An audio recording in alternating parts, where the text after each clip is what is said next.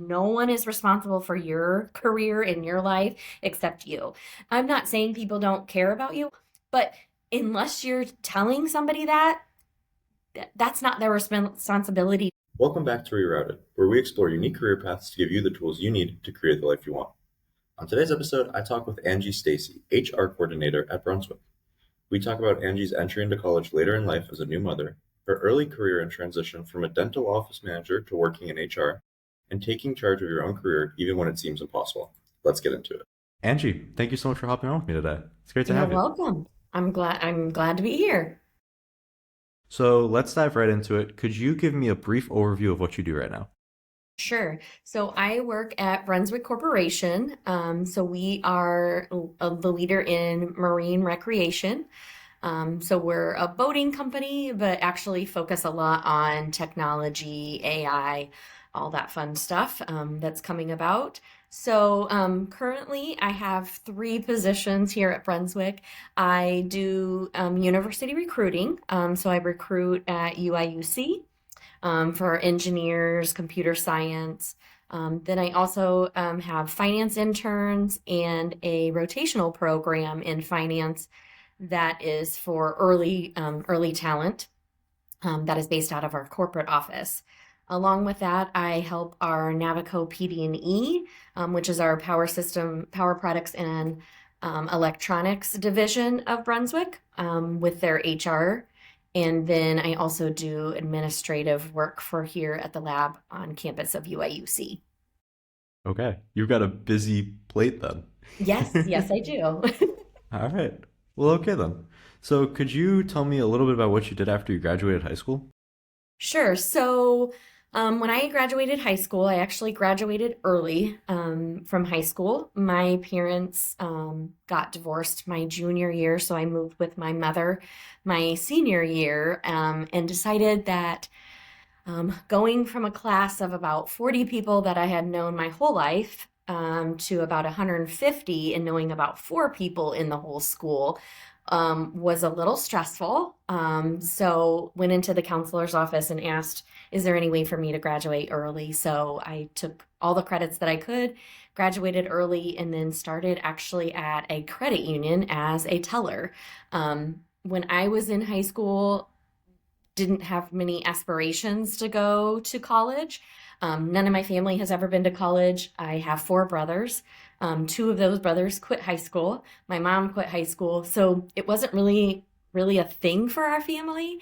You just graduated high school and you went to work. So that's what I did. I worked full time at this credit union for about 5 years in a couple different roles there. Then decided to leave there, went to um, a, I can't even explain it really. It was called, or it was basically a day labor. And so I would help people find jobs, mostly for like daily work or weekly work. It wasn't really a full-time kind of thing for employees. And then they would come back and get paid for that day. Decided to leave there. Went to a customer service center, stayed there for several years, and then went to a place where we sold software to schools. And what happened is, so I had my son, he was 6 months old, and we were told that we were going to be losing our jobs. So we had about 2 months' notice. They were sending our positions to the corporate headquarters, which was in Arizona. At that time, wasn't looking to move. Again, I had a 6 month old, so got laid off. And then that kind of starts the story of my college career. So again, it was a little bit later in life for me to start that. Okay. Well, can you tell me about that college career a bit? Yeah, of course. So, like I said, I got laid off. So was kind of trying to figure out what I wanted to do next. I had always loved teeth. Literally, I know that sounds crazy to people because, not everybody likes mouths, but I always loved teeth. Okay. And so when I was younger, thought about, oh, let's be an orthodontist until when you get a little bit older in high school and you realize that, being an orthodontist, you would have to go to school and you would have to go to school for a really long time. Hmm. So I'm like, yeah, I'm not wanting to do that. So I thought, I could be a dental assistant. So I thought about it and looked into it, and it really just wasn't that much better of pay, or probably not as much pay as what I was making anyways. So I thought, well, what else can I do? And I was like, oh, well, there's a dental hygienist, but you have to go to school. And I'm like, but I could just study and I could just take a test and I could do it. Well, that's not the case. You have to go through a program, you have to take two tests, and then you have to get your license. So, again, wasn't really sure where I wanted to go, but I knew I wanted to do something else with my life and not just keep going from job to job. um, Not that I was making a bad living, but it just wasn't the living that I really wanted to make. So I really looked into it. For a 2-year associate's degree, dental hygienists make a very, very good living. Also, it's really mostly during the week. It's not like a weekend job where, like nursing, you sometimes have to work nights and stuff like that. Um, and so I really thought about it, but before I joined school, I knew that there was an obstacle. The obstacle was I knew I had to take biology and go to cadaver labs.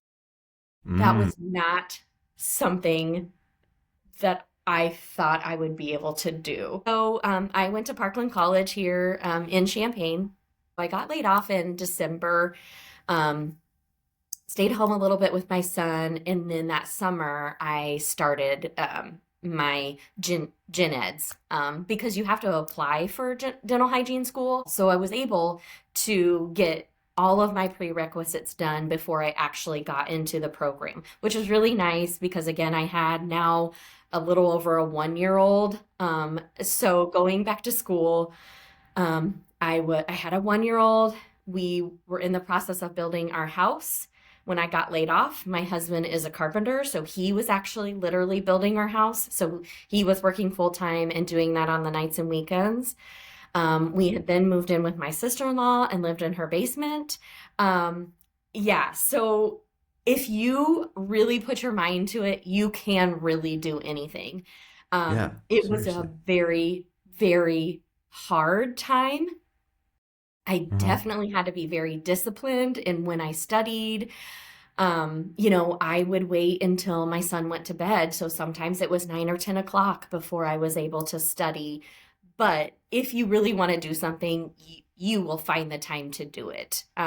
So that was really, like I said, the start of my college career. So went through dental hygiene. So it took me technically 3 years since I did my prerequisites first. Got through there, got one B.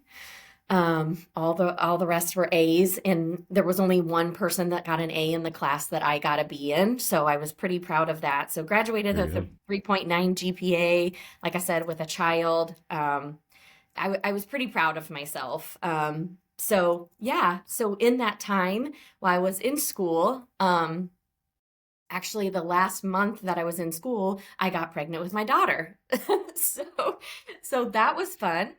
So in order to graduate for dental hygiene, you have to do, and at that time it was an 8-hour written test.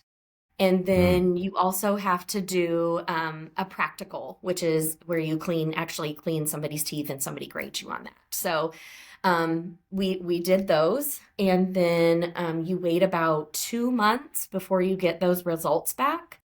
Then you have to apply for your license through the state, whichever state you're wanting to get licensed in. Wait for that to come in before you can actually practice. So since I had gotten pregnant the last month of school, and by the time I got my license, it was about August of that year. So by that time, now here I'm pregnant, I'm showing. Um, so I knew that I wasn't going to actually go into hygiene until after I had my daughter. I knew that if I went in to apply, even though people are not supposed to, discriminate, that I would have only been able to work a couple months before I would have been off for a while. And I feel like that was something that I should have told, that I would have needed to tell people. So my husband and I talked about it and we're like, we'll just wait until after I have the baby and then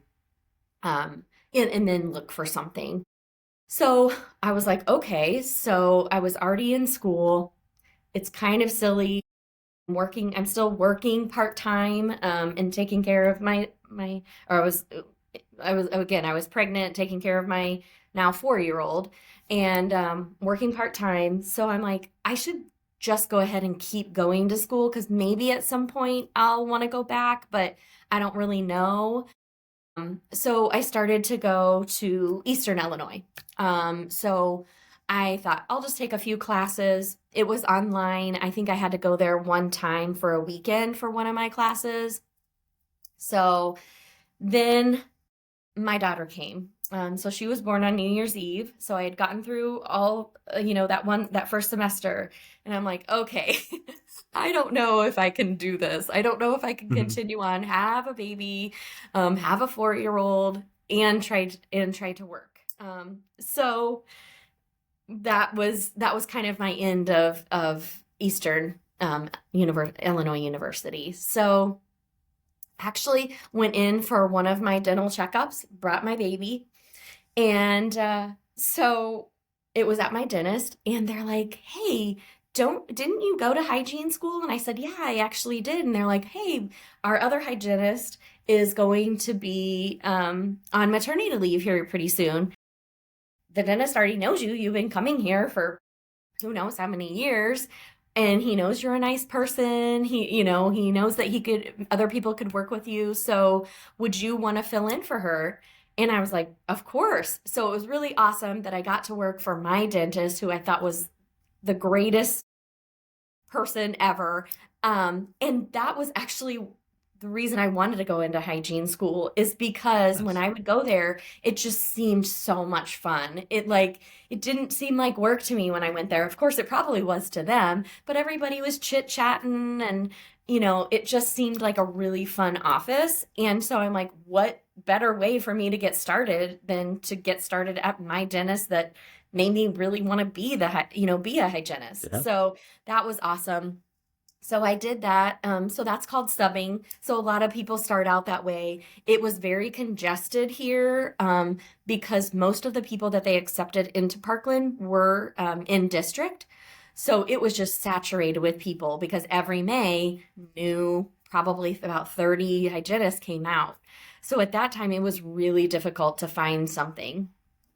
Then I, actually saw one of my friends, she from hygiene school. I would say probably in July of that year. And she's like, "Hey, what are you up to?" And I said, "Oh, I'm just subbing at different offices." And she said, "Well, I, have been working at a facility, and, I'm getting ready to leave to go full time because all they have is part time. What do you think about me giving them your name?" I was like, "Sure." Well, so she told me who it was. And so I had heard really good things about this dental office. And I was like, cool, that would be awesome. So she gave them my name.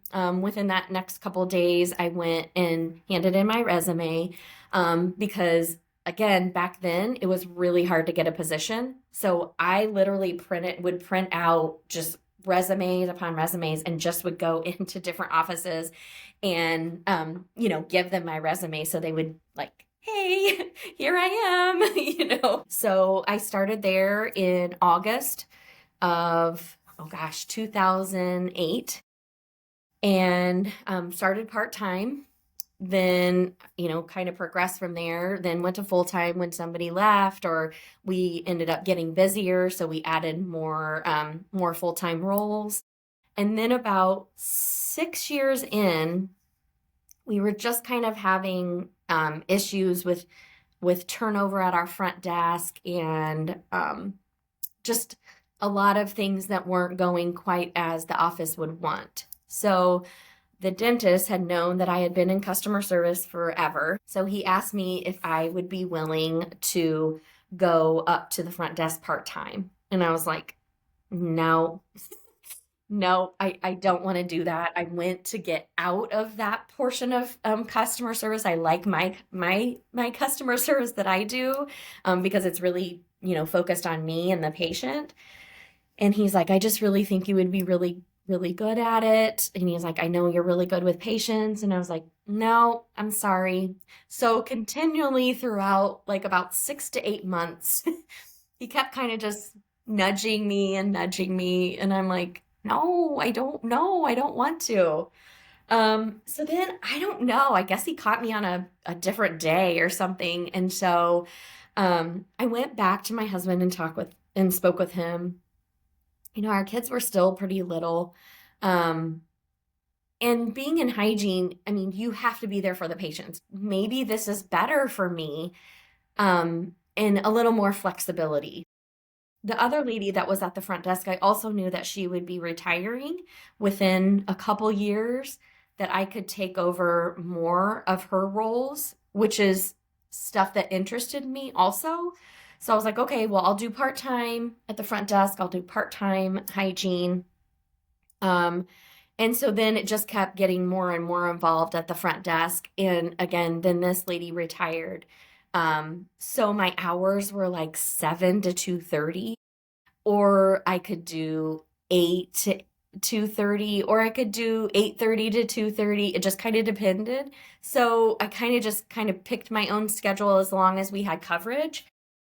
And that was really nice because there were several years that I could take my kids to school and I could pick them up from school. I would have not been able to do that with hygiene. And I got to learn so much about insurance and collections. And we actually started doing medical procedures. So I started doing like learning medical billing. So it was just a lot. So I pretty much did everything in that office except dentistry. So it was very beneficial for me to be up front for our office.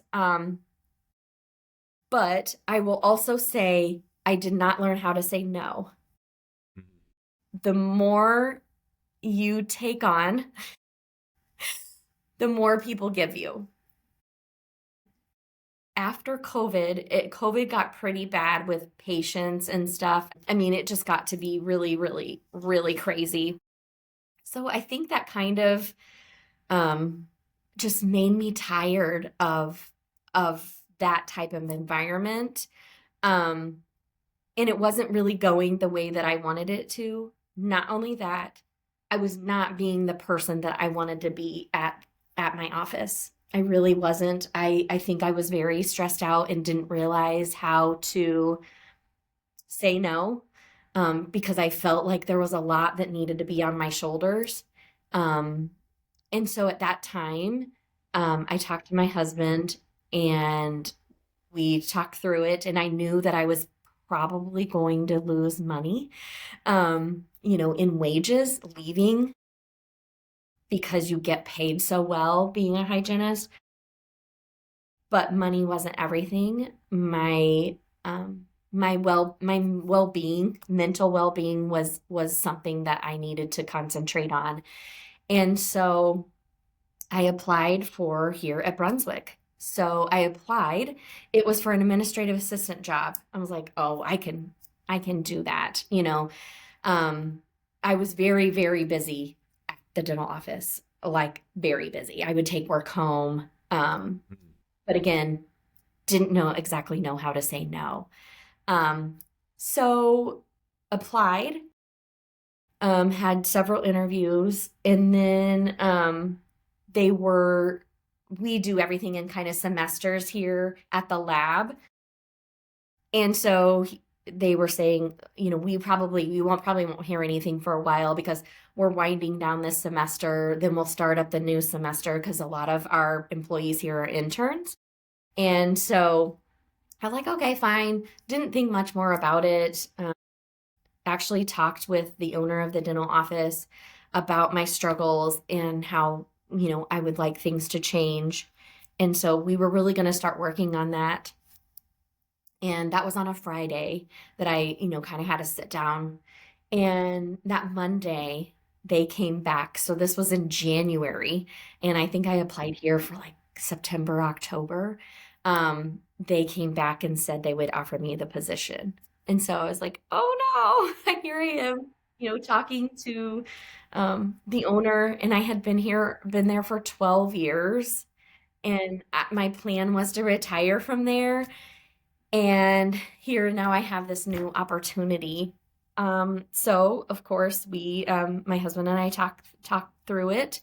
Again, knew that I was going to lose some wages, but again, thought that maybe this was just a new beginning. I put in a month's notice so that I could give them some time, because there were things that I was the only person that knew how to do it in the office, and I didn't want to leave them without something. So I made lots of standard operating procedures that they could just kind of walk through, and kind of like a little handbook on everything that I did. And then after that, so then I started here at Brunswick the last day of February that year. So that was 2022. So then also helped the dental office for about 6 months after that, on kind of a side thing, just so I could help them get to where they needed to be. I do know now they have 3 people doing the Wow. work that I did. Uh-huh. And so I do know that he definitely realizes that he had put a lot on me, and again, that some of that was on me. I should have been able to say something, but it's not really my personality to say no.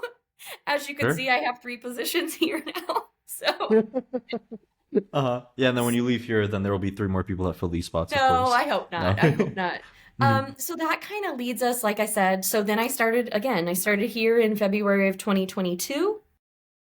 About a month in, realized that that was not enough work for me, that I had been so busy at the dental office that being slower just, it wasn't going to work.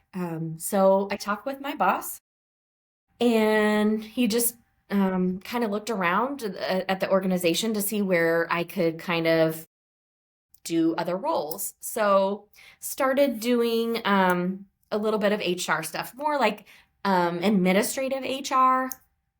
But anyways, could get into that. So it was really nice that I got to work with our HR business partner. So she would give me some things to do. So just kind of get a little bit into something else, have more time, or more things to do. Then I was like, you know what? I kind of like this stuff. I did a little bit of HR at the dental office, but we only had 12 employees. So it was a little bit different than, an organization that has 15,000 employees, and we're a global company. So, that's way, way, way different scope. Mhm. So I was like, oh, I kind of like some of this stuff. I don't know. Maybe I'll look into, going back to school. Never in my mind had I ever thought that I would go back to school. I'm like, I think I've already done that. It was already difficult with a little one. And I don't know. I don't know. But I'm like, there was just a nudge. Also, the environment here in our office and actually throughout the organization, is just, I don't know, it's kind of like a buzz.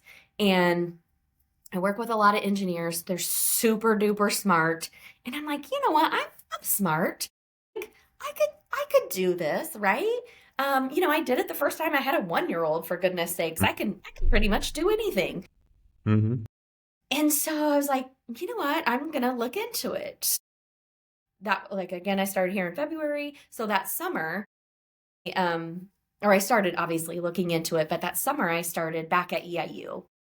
So the program that I had been in, or the degree that I had pursued back in 2008, was gone, but there was something similar to it. So it was called organizational development. So I'm like, okay, this is interesting. It's a lot about leadership, different types of leadership. How can you go into leadership and kind of guide them and stuff like that? So very, very human resources,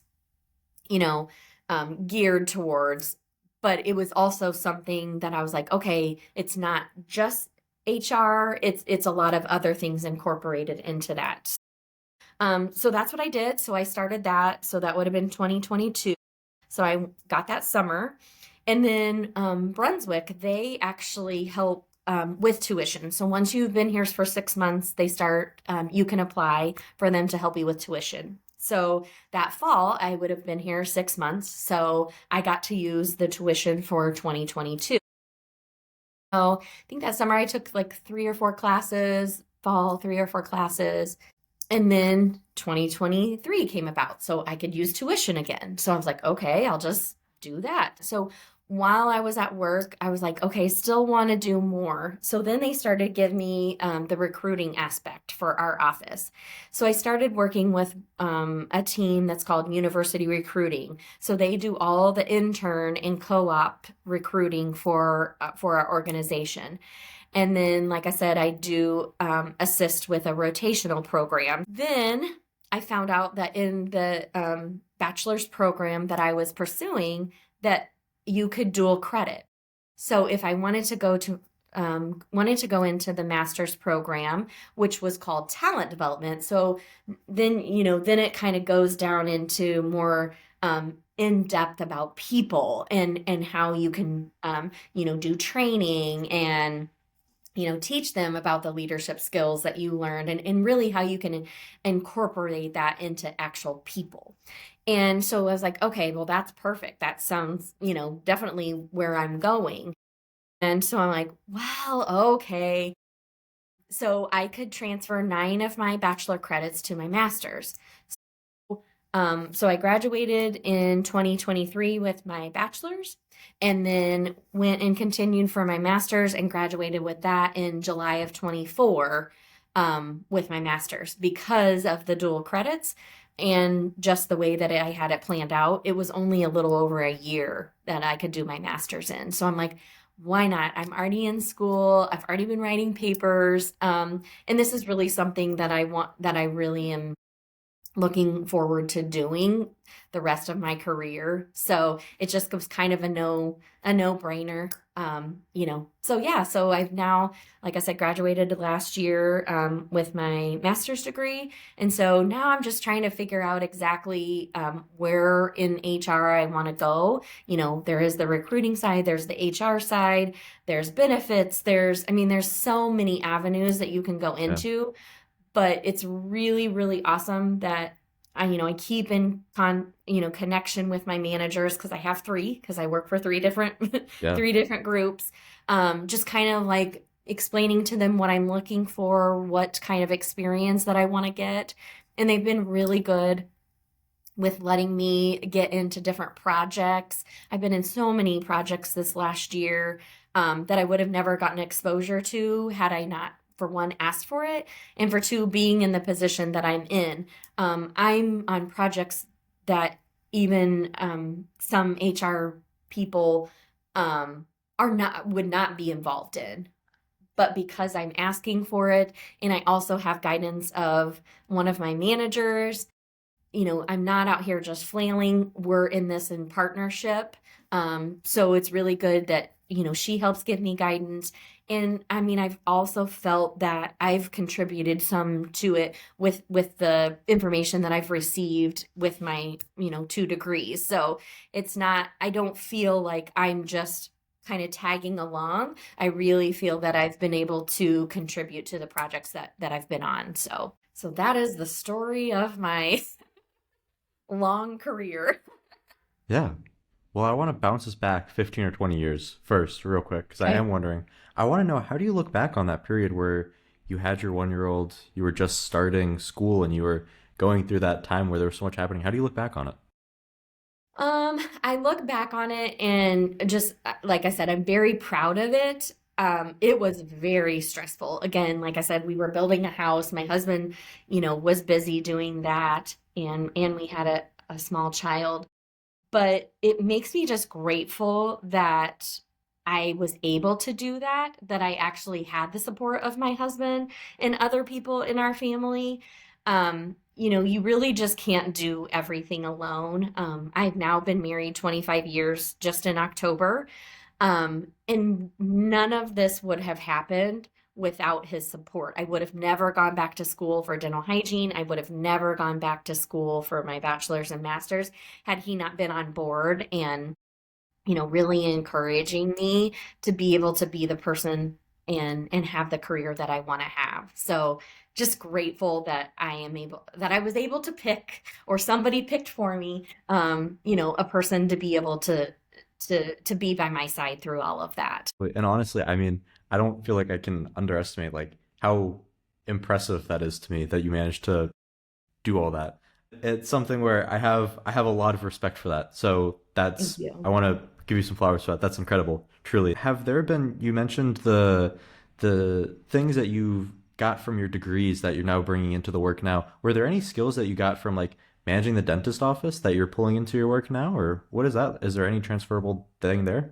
Yeah, I mean, so again, at the dental office, patients are your customers, and in Yeah. HR, our employees are our customers. So it doesn't matter where you at, you always have some type of customer, whether Yeah. it's somebody paying you as a patient or your employees. So I think that was one of the things that I brought into that. Again, always been in customer service, but realizing like in the dental world, these people don't have to choose to be here.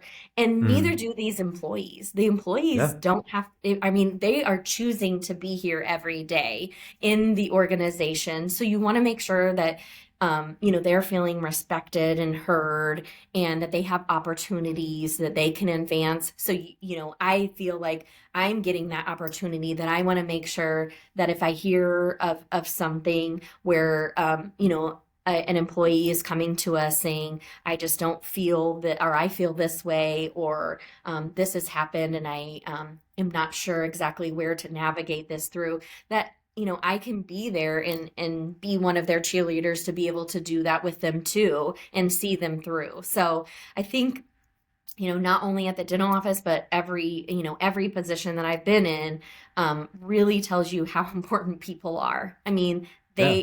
you cannot do things without your people, even though there's AI and all these things that are going to make our jobs easier. We're still are not going to get away from the personal aspect of things. Yeah. Well, okay. I want to know as well, you mentioned that one of your something that you really struggled with at the dentist office was not being able to say no. Have there been ways that you've learned how to say no, or is that something you're still working on, something you're never going to work on? I'm curious. Is I that mean, what your yes, I relationship probably with no has always been?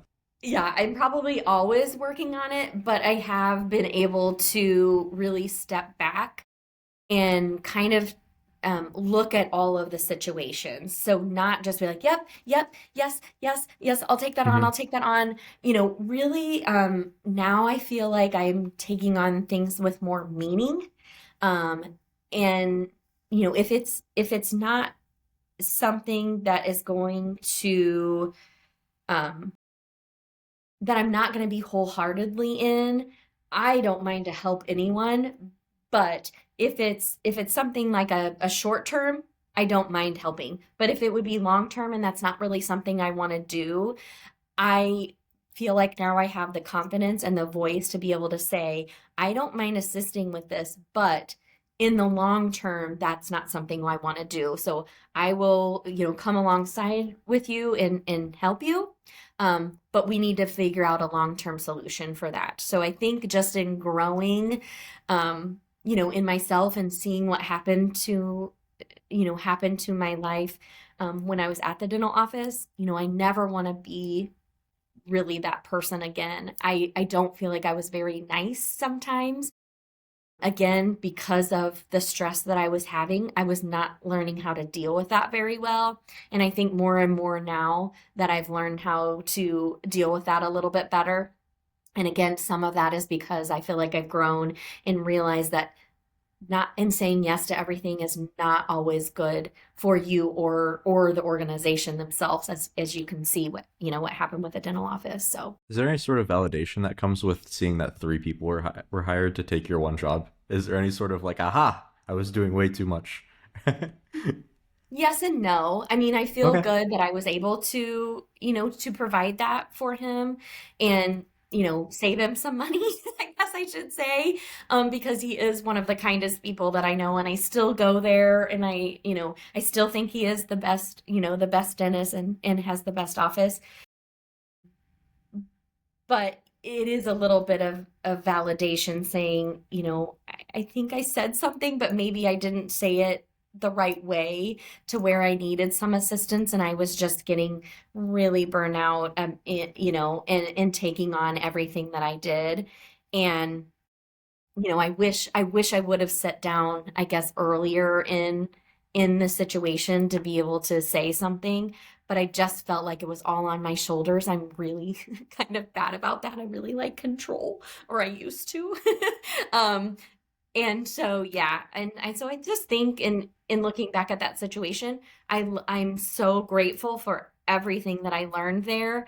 Um, but I'm glad that I recognized that I was not the person that I wanted to be there, and was able to get out of that situation, because again, money isn't everything. It really, really isn't. Um, and I'm sure throughout my career I'll get back to where I was.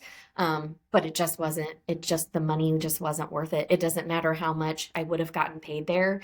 I still wouldn't have been that person that I wanted to be. So. Okay. Looking at the other side of the coin, I guess, from having too much responsibility, but now looking for more responsibility, how have you gone about advocating for yourself in Brunswick to get more responsibility and kind of to a point where you're now, uh, yeah, you're doing significantly more than what your job title says you should be doing? Yeah, for sure. Again, I guess I just learned with the situation that I was in at the dental office that I really do have to advocate for myself. That I guess I grew up in a world where you just kind of did what you were told, and you just kind of went along with it. And if somebody needed you to do something, you did it. But yes, getting here at Brunswick really kind of opened my eyes to um, this huge, organization, and how many things that they have to offer. And just looking at it and being like, oh, so there's this aspect and there's this aspect. So really, really, really sitting down with my managers, and we have a weekly call.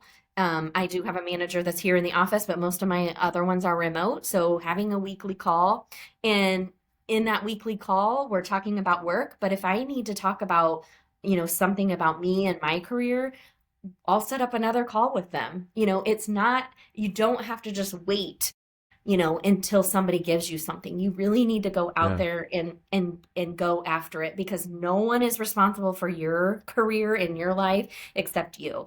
I'm not saying people don't care about you. My managers are really, really good. Once I gave them the information that what I'm looking for, they really helped me and went out and searched for stuff that I can do. But unless you're telling somebody that's not their responsibility to know that, right? Like, Yeah. somebody cannot take over your career. You have to own it. And like I said before, that wasn't really what I was taught. You just kind of do what you're doing, and if somebody thinks you're a good worker, they'll give you a promotion. That's really not it, because there's a lot of good workers, out there. There's got lots of great employees that have a lot of information. But if you're not advocating for yourself, no one else really will. So. Your interns are lucky to have an HR person who's really feels that way. That's a I really like the way you broke that down. It makes a lot of sense, and I think that's really valuable. And like I said, the interns that you're bringing on are lucky to have someone who has that voice and has Oh, that well, I appreciate that. who shares that with them. I am wondering if you had the opportunity to go back to right when you graduated high school, would you try to pursue HR from the start? Hmm. That's a great question. I don't know that I would have pursued HR from the start, but I would have pursued at least going to school. I would have gone to school right after high school. I know that I can do it now, where before my confidence was not good. Again, our family just didn't go to school, so it wasn't really a thing we talked about. My grades in high school were, okay. Um, but also I probably didn't try as much as I would have. So that's why Hmm. I'm saying, like, when going to hygiene school, I wanted to do that. I wanted to make sure that I was the best student I could be, not only for myself, but for my 1 year old, for my husband. I mean, we were making a lot of sacrifices during that time. Me only working sometimes part-time, sometimes not at all, depending on my school schedule, depending on this per semester. Um, because not only in hygiene school do you have to go to school, you also have to do clinic. So, that's 4 hours, 3 days a week. And so, unless I wanted to work really late nights or weekends and sacrifice then my family time, there was times that I wasn't able to work part-time. So my husband was, the sole provider for us. So he and we were sacrificing a lot for me to go back to school. So again, I don't know that I would have pursued HR directly, but I know going back, changing it, I definitely would have pursued something in some type of people realm. So I don't know if it would have been HR, Sure. but something to do, maybe even like a psychology kind of thing, because HR is a lot of that too, because you have to have a lot of empathy, you have to have, a lot of understanding on people's emotions and stuff like that.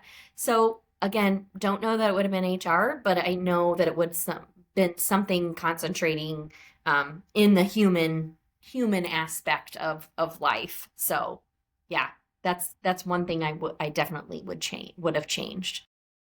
Okay. I want to ask you a question a little bit as well that's in more relationship to your work versus your career. Because I'm Hmm. curious, because most of my audience is college age students or people fresh out of college. I'm curious, right now the job market's in a very interesting place. What Hmm. are some things that you've seen interns either on their applications or when they're actually job that really makes someone successful, especially in your position where you work with a lot of interns, you were saying? Yeah. What makes an Yeah, intern sure. successful? Yeah, so what our interns here, what we look for is definitely projects that students have worked on. At UIUC, all of our students are super smart. In order to get in here, it's very, very competitive. They're all taking about the same course load, so everybody is stellar, right? So Mhm. what we're looking for, and especially here in research and development, is somebody that looks like they are just curious, because in order to work here, you have to be curious, because we're trying to Yeah. figure out stuff that we can do for the marine industry 3, 5, 10 years out here. So we're trying to guess kind of what we need to be working on. So our students need to want to be really involved in our projects. Like, we have students that are on patents in our organization. That's how much they are involved in the projects that we have here at the lab. So again, very, very just curious. So is it something like they are in an RSO? One of their student organizations. We have so many student organizations here at UIUC that you can be involved in. And then also, are you pursuing like things outside of that? Are you, you know, do you like game development? Are you developing your own game? Or are you, if you're a mechanical engineer, are you in some type of group, or do you try to do 3D printing and create something? So it's really nice to try to see from people's resume, which is always so hard. Making sure that you are putting in your resume how you would want to be perceived. So it's not really, I mean, we hire freshmen, we hire sophomores, juniors, seniors, master's students. So it's really not about like your schoolwork or if you've had an internship, but what are you doing? How are you taking your college courses and applying them out into, say, the real world? And not necessarily the real world, but a different world than just Yeah. academic. So really important to just, you know, show us what how you are taking your college courses and expanding on those. Okay. And I think you have an interesting perspective as well coming from, because your group hires only UIUC, right? Because it's like based For the on the most UIUC part, campus for the yes. most part. Yeah. I Okay. mean, once in a great while, we will hire somebody outside of UIUC, but for the most part, all of our students. I think in the almost 4 years I've been here, we might have hired like three or four outside of Okay. UIUC. So not that much. Okay. Yeah, so you have an interesting perspective because it's very much like you were saying, people who have very similar coursework, all from the same place, kind of have the same base stats, I'll Yep. say that. Yep. So, and also for R&D, which is not only something that's really exciting, but something that takes a lot. And you were saying that some students are on patents. So, Yep. I mean, the coolest thing. So, thank you. Yeah. I would have felt like I would have been doing a disservice to the people, so to speak, if I didn't ask you for that. Sure. Of Because I course. think it is interesting. And I remember as well, the first time we spoke, you mentioned the numbers that went into applications that you guys Yeah. had for open positions. Would you mind sharing those real Yeah. quick? Because they kind of blew my mind a little. Yeah, for sure. So every semester we recruit. So our big recruiting is in the fall because of course that's when the most career fairs are here at UIUC. But we also do some in the spring, depending on if we have students that have decided to leave or graduating or whatnot. So we have students throughout fall, spring, and summer semesters. So in the fall. In spring, we only ask our students to work 8 hours in the office.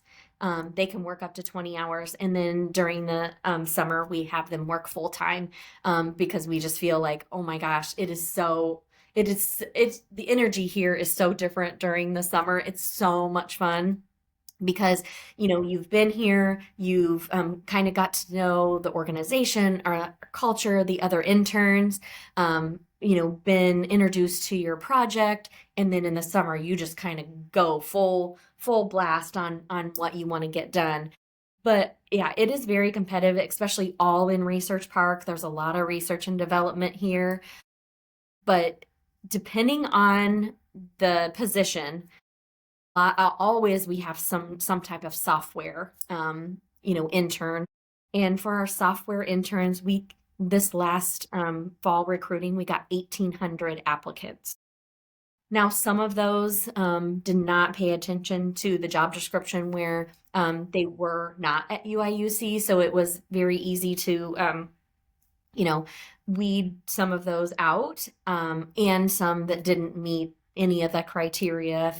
If you were in like philosophy or something, or you might not be into software when you haven't taken any of those courses or anything like that. We got it down to 250, but that's 250 for one position. That's Yeah. a lot of candidates. So Yeah. that's just how competitive it is here. If it says anything with machine learning, computer vision, AI, software back end, front end, yeah, we definitely get a lot of traction with that. And so it's just amazing how we actually, get it down to one person each semester, but we do, and we've had big success with our recruiting. Love will be starting again in the spring. Okay. Awesome. Well, it's been a true pleasure talking with you. But before we wrap up, I want to ask, are there any last pieces of advice or words of wisdom that you'd like to share from your experience? Yeah, I just want to make sure, again, kind of reiterate, money isn't everything. So make sure that you're doing something that you really like to do. Also, if you put your mind to it, you can really do anything. Like I said, having a 1-year old, building a house, working, like it was not something that is for the faint of heart, but I really, really wanted to do this for me and my family. So again, if you put your mind to it, you can literally do anything. And, make sure that it's okay to change. Now, my husband says he doesn't know if I can go back and do a PhD or anything. And I'm not sure that's something that I want to do, or another master's. But it's okay to change. It's okay to, pursue something different. Even, I mean, I am not young. I am not young. So, definitely make sure that you're happy and that you I guess not only happy but are fulfilled with what you're doing. And if you're not, seek out something else. It doesn't have to be a whole degree. It doesn't have to be a whole two degrees. It can just be, a course here and there, or just anything. I mean, I love, love, love to read. So of course, during studying, wasn't for my 2 degrees, I wasn't able to read as much because I just like any and everything kind of fiction. So what I do now is I read and I join book clubs, and that's portion of what makes me happy too. So it's all around life that you need to look at, not just your work, but everything all encompassed. Make sure that you are feeling fulfilled, and if you're not, what can you do to seek out something that would make you fulfilled? Well, all right. Thank you very much for ending us on those notes. Angie, Yeah, it for was a sure. pleasure to talk for you. Yes, Thank you. you I hope you too. have a Thanks for having me. I appreciate it. Yeah, of course. You were truly a joy. So thank you. I hope you have a great rest of your day. Yeah, you Okay. too. Thank you. I hope you enjoyed the episode. If you have any thoughts, feedback, or guest recommend, I hope you enjoyed the episode. If you have any thoughts, feedback, guest recommendations, or just want to say hi, shoot me an email at nick@reroutedpod.com. If you like the show, leave a review, give us a follow, like, and subscribe. You can find links to our website and socials in the description below. I'm looking forward to seeing you next week.